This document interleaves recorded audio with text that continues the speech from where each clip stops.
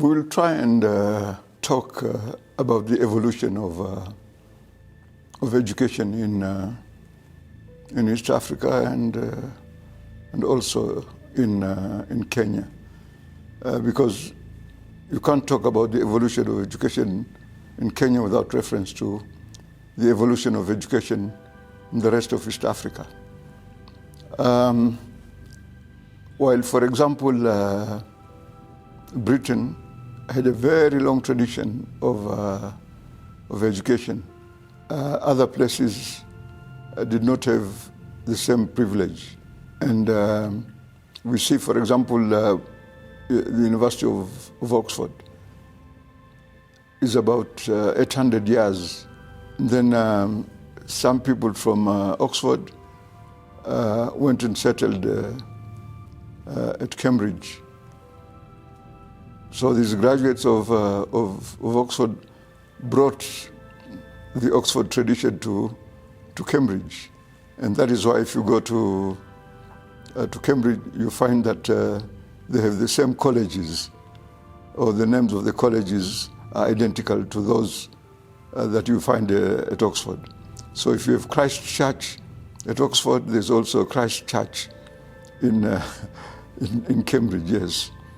And then the same people eventually moved to what we today call the United States.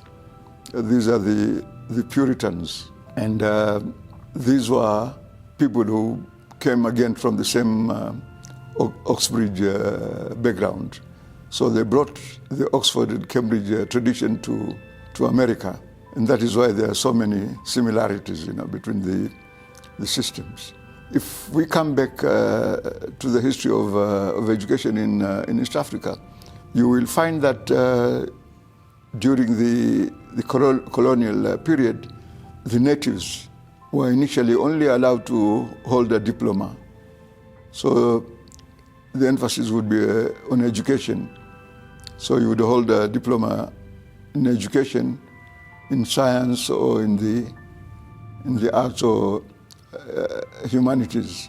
Then you just went back and do whatever you're supposed to do.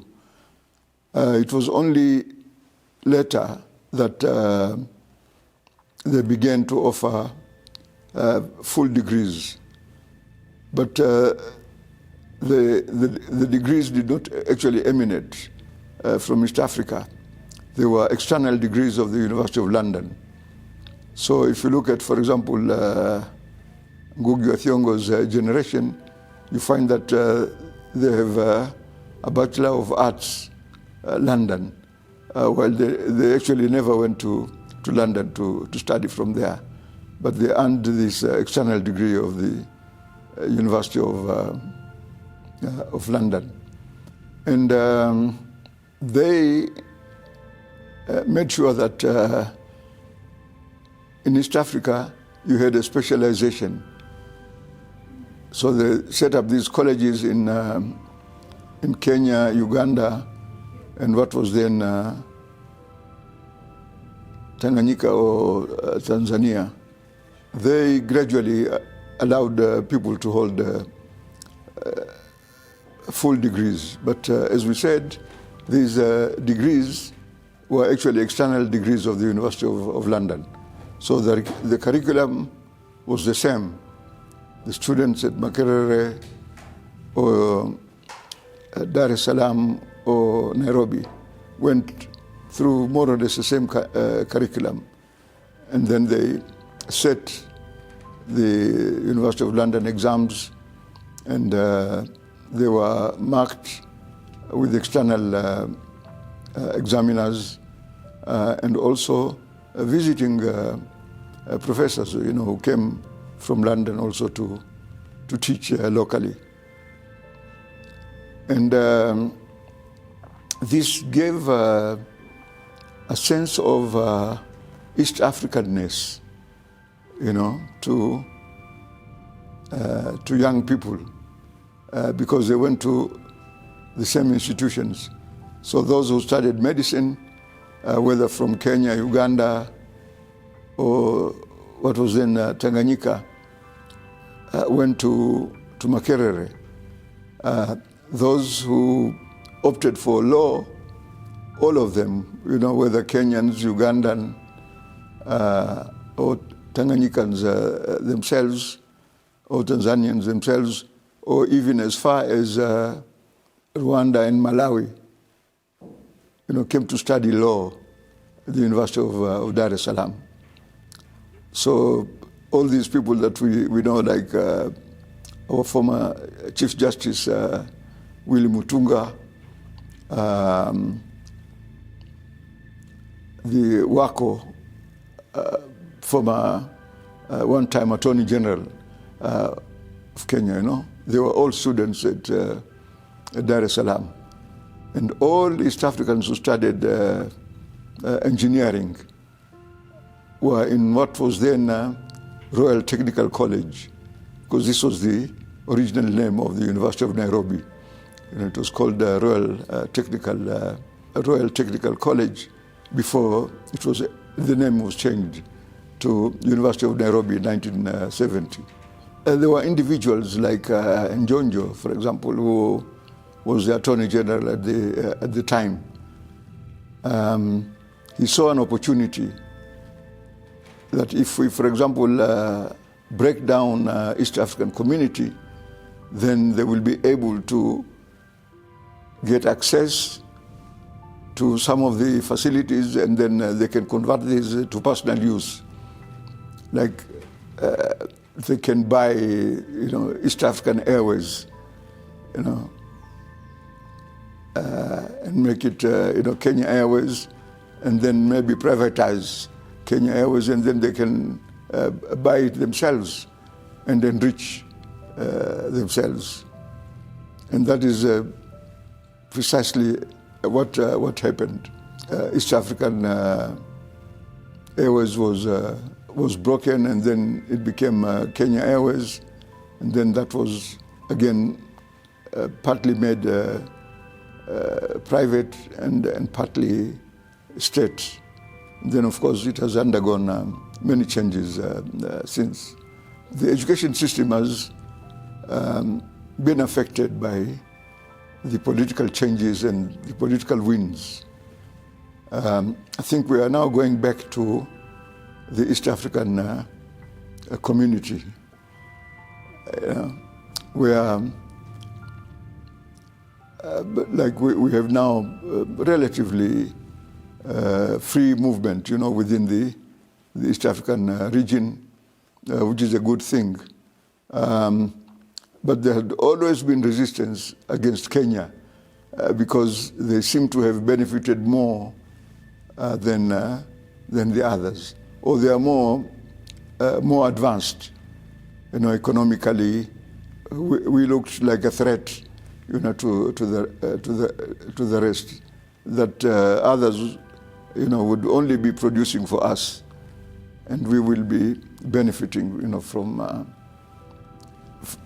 the effort of other people. For how long this will go on, and whether it's a good idea, of course it's a good idea, to unite and work as a bloc. And this utopian view was held as far back as the 1950s and 1940s by people like Kwame Nkrumah, who imagined a united Africa where the borders would be fluid and people would be able to move from one part of the continent to the rest. And paradoxically, his ideas were far more advanced than those of the European Commission. And then these people realized that, no, if we let these people unite, then we'll not be able to exploit their resources. So the best thing to do is to divide and rule. And there was a certain Lord Cromer, whose main policy was this, to maintain this division. Divide people for as long as you can. Because by doing that, then you would be denying them the opportunity of uniting against you, socially, politically, and economically.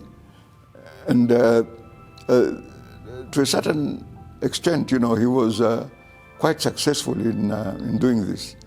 But this is politics,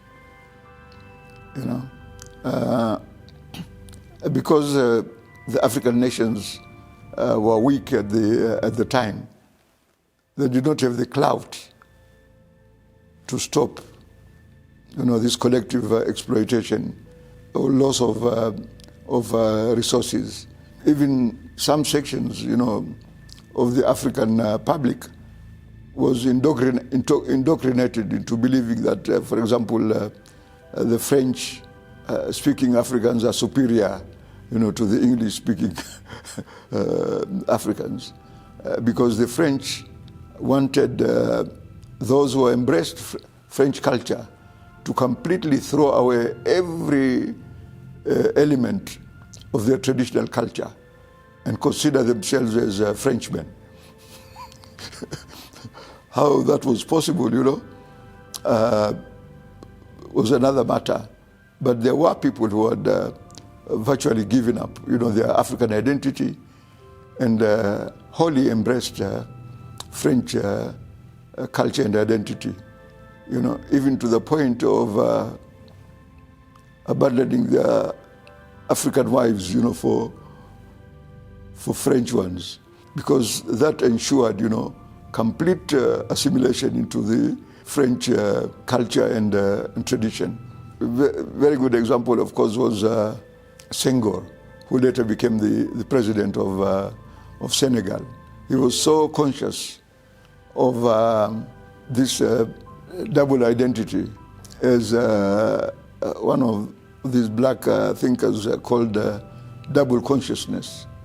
The consciousness that you are black, the consciousness that you are an African, and the consciousness that you have totally embraced French culture, and your mindset is more French than African. So this was the context.